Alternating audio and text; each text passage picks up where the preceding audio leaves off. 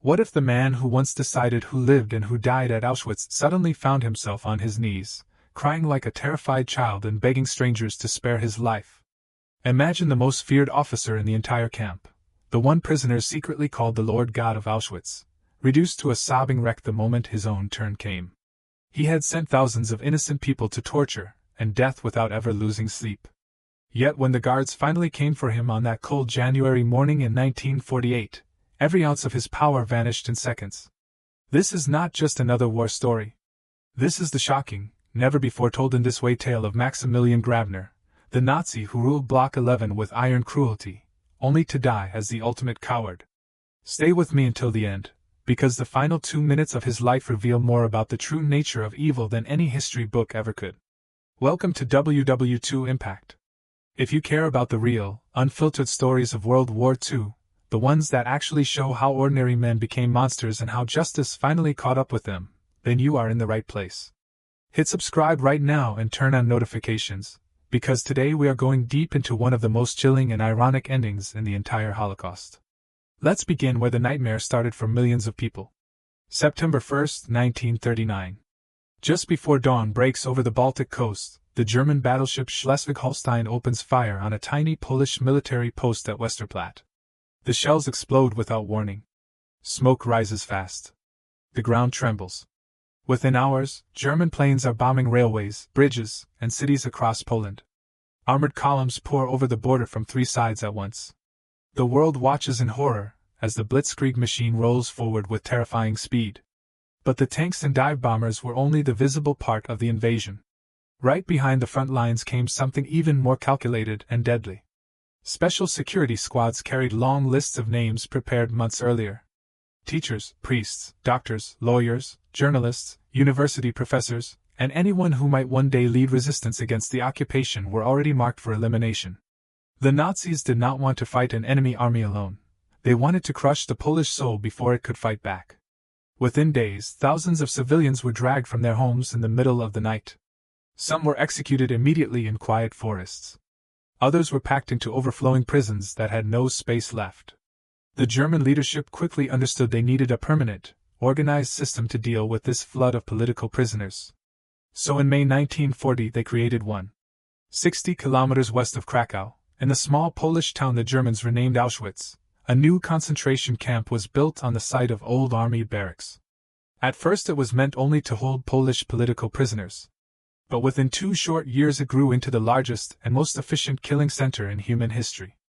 And the man chosen to run its political department, the man in charge of interrogations, torture, and executions, was a 34-year-old former lumberjack from Vienna named Maximilian Grabner. Grabner was born on October 2, 1905, into an ordinary working-class family in Vienna.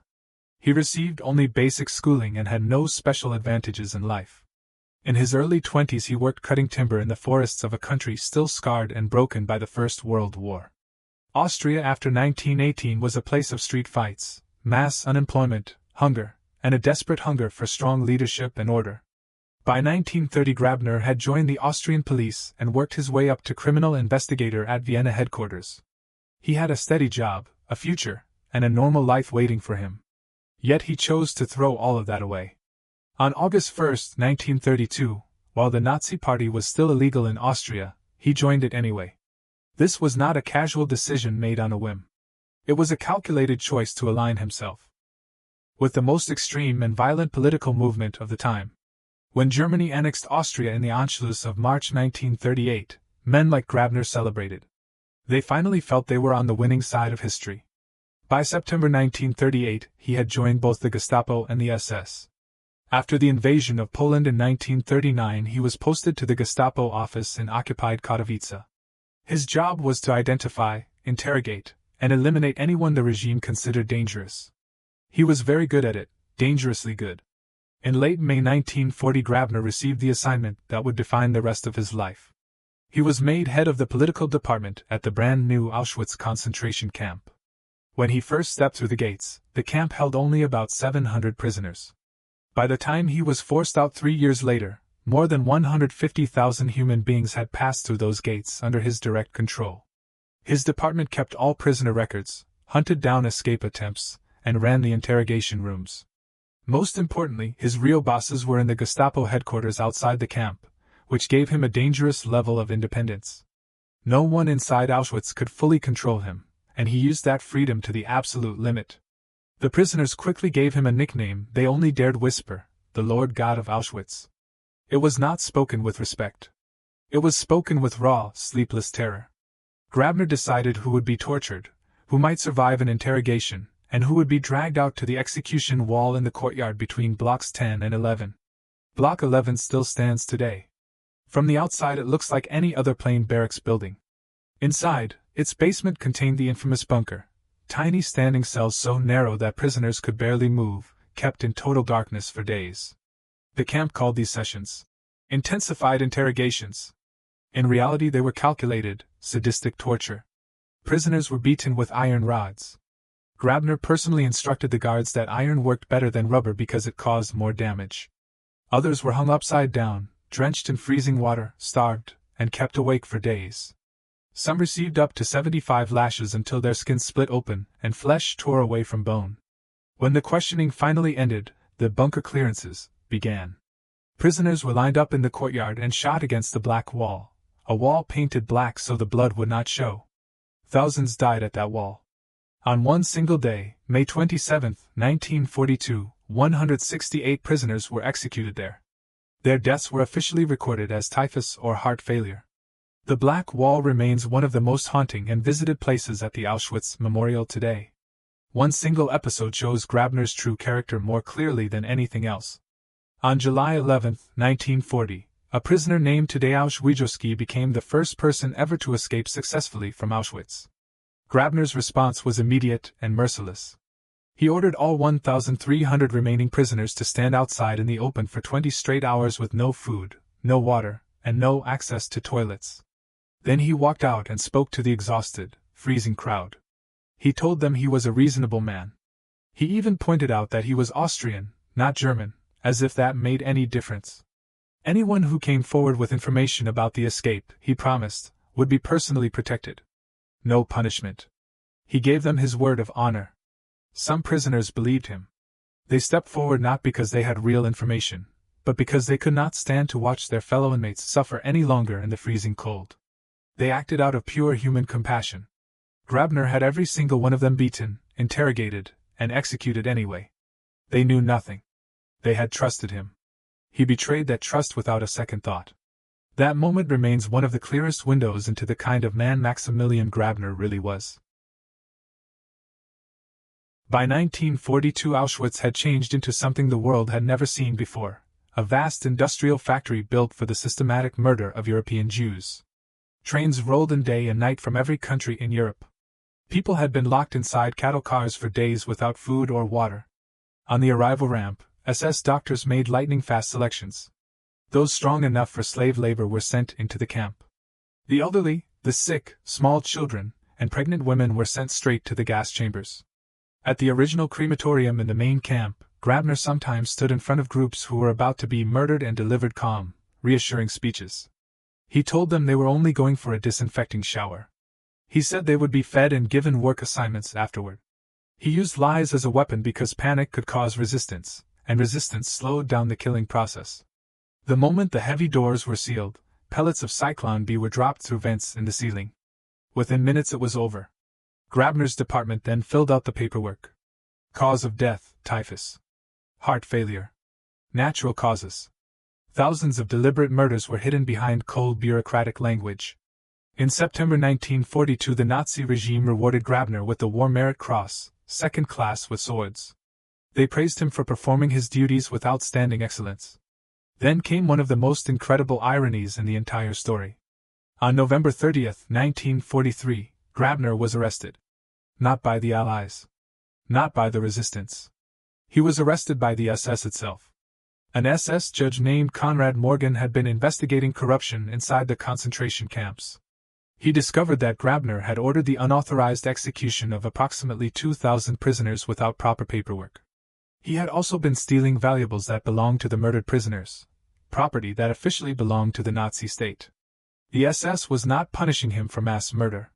They were punishing him for stealing from the Reich. The killings were only considered a problem because the correct forms had not been filled out. This single fact tells you everything you need to know about the twisted moral universe these men lived in. An SS court in Weimar started proceedings against him in October 1944, but high-ranking Gestapo officials refused to cooperate. As Germany's military situation grew worse every week, the trial was quietly dropped. Grabner was sent back to regular Gestapo work and later transferred to Breslau. When Germany finally surrendered in May 1945, the entire system that had protected him disappeared overnight. Grabner fled to Austria, changed his name, and tried to disappear into quiet farm work in the countryside while the world began counting its dead. On August 4, 1945, he was recognized and arrested in a field. The man who snapped the handcuffs on him was Heinrich Dermayer, the last senior prisoner functionary of Auschwitz. The former camp elder finally had the chance to arrest the man who had terrorized so many. In prison, the mask fell away completely. Survivors who saw him described him as a whining, pitiful coward. In 1946, Grabner gave a formal statement that historians still quote with disbelief. He claimed he had only taken part in the murder of millions, out of consideration for my family, and insisted he had never been anti-Semitic. In January 1947, guards found escape tools hidden in his cell. Even then, he was still trying to run away. On July 12, 1947, he was extradited to Poland. The Auschwitz trial opened before the Supreme National Tribunal in Krakow on November 24, 1947. Survivor after survivor took the stand. They described the torture in Block 11, the executions at the Black Wall, the false reassurances outside the gas chambers, and the day Grabner had every single prisoner who had trusted his promise executed anyway. Many witnesses told the court that prisoners called to the political department often tried to take their own lives rather than face what waited for them inside that building. On December 22, 1947, the tribunal found Maximilian Grabner guilty of crimes against humanity and sentenced him to death by hanging. 1 month later, on January 24, 1948, the guards came for him at Montelupich prison in Krakow. This was the same man who had once shot a woman point-blank at the Black Wall after she survived the first volley by fainting. This was the same man who had calmly guided thousands into the gas chambers while they thanked him for his kind words. Now that same man dropped to his knees on the cold stone floor of his cell. His body shook. Tears poured down his face. He crawled forward and desperately tried to kiss the boots of the guards who had come to take him to the gallows. He begged and pleaded in a broken voice until they had to lift him up physically from the floor. They walked him to the execution site and placed the rope around his neck. Maximilian Grabner, the self-proclaimed Lord God of Auschwitz, was hanged that morning at the age of 42. Every single person he had sent to the Black Wall or the gas chambers had faced death with far more dignity than he showed in his final desperate minutes. That contrast is the true judgment of history. These stories do not disappear when the war ends. They continue to echo through every generation that follows. Every name we remember, every crime we document, and every victim we refuse to forget becomes an act of resistance against forgetting. Keeping these truths alive is the only way we make sure nothing like this ever happens again. That is why WW2 Impact exists, to bring these powerful, often hidden chapters of World War II history straight to you with honesty, detail, and respect for the truth. If this story moved you, hit the like button right now. Leave a comment below and tell me, do you believe justice was truly served in cases like this? We read every single comment. Share this video with anyone who needs to hear these stories, because the moment we stop telling them is the moment history begins to repeat itself. Thank you for watching all the way to the end. I will see you in the next powerful episode right here on WW2 Impact. Stay curious, stay informed, and never forget.